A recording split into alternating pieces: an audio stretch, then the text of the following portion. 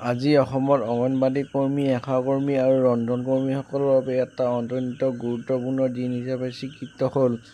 ৰাজ্যৰ মুখ্যমন্ত্ৰী হিমন্ত বিশ্ব শৰ্মাই আজিৰ এখন সভাত একাধিক বৃহৎ ঘোষণা কৰি এইসকল গ্ৰাম্য স্বাস্থ্য আৰু পুষ্টি ব্যৱস্থাৰ মুখ্য এক নতুন আশাক স্বীকৃতি প্ৰদান কৰিলে। মুখ্যমন্ত্ৰীয়ে ক'লে যে আশা কৰ্মী, অংগনবাড়ী কৰ্মী আৰু ৰন্ধন কৰ্মীসকলৰ অৱদান অসম ৰাজ্যৰ স্বাস্থ্য আৰু সমাজ উন্নয়নত অতুলনীয়। তেওঁলোকৰ পৰিশ্ৰমৰ মূল্য বুজি চৰকাৰে সিদ্ধান্ত গ্ৰহণ কৰা হৈছে। ১ নম্বৰ হৈছে দৰমহা বৃদ্ধি। আশা কৰ্মীসকলৰ মাহিলী ভাতা বৃদ্ধি কৰাৰ কথা ঘোষণা কৰা হৈছে। অংগনবাড়ী কৰ্মী আৰু সহায়িকাৰো দৰমহা উন্নীত কৰা হ'ব। মধ্যাহ্ন ভোজনৰ ৰন্ধন কৰ্মীসকলে অধিক পৰিশোধ লাভ কৰিব। এইটো বৃদ্ধি কেৱল টকা নহয়, তেওঁলোকৰ পৰিশ্ৰমৰ প্ৰতি চৰকাৰৰ সন্মান আৰু তেওঁলোকৰ বাবে এককালীন আৰ্থিক সহায়।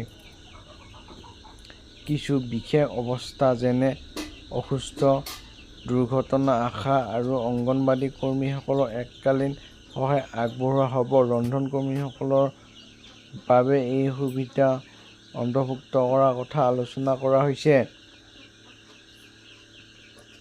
পেঞ্চনৰ সুবিধা। বহুদিন ধৰি কাম কৰি অহা কৰ্মীসকলৰ বাবে পেঞ্চনৰ ব্যৱস্থা প্ৰৱৰ্তনৰ ওপৰত গুৰুত্ব দিয়া হৈছে। ইয়াৰ ফলত অৱসৰৰ পিছতো তেওঁলোকে আৰ্থিক নিৰাপত্তা লাভ কৰিব। তেওঁলোকৰ স্বাস্থ্য বীমা হৈছে আশা আৰু অংগনবাড়ী কৰ্মীসকলক বিনামূলীয়া বা মূল্য স্বাস্থ্য বীমা সুবিধা আগবঢ়োৱা হ'ব। এইবোৰ তেওঁলোকৰ পৰিয়ালৰ বাবে এক ডাঙৰ সহায়।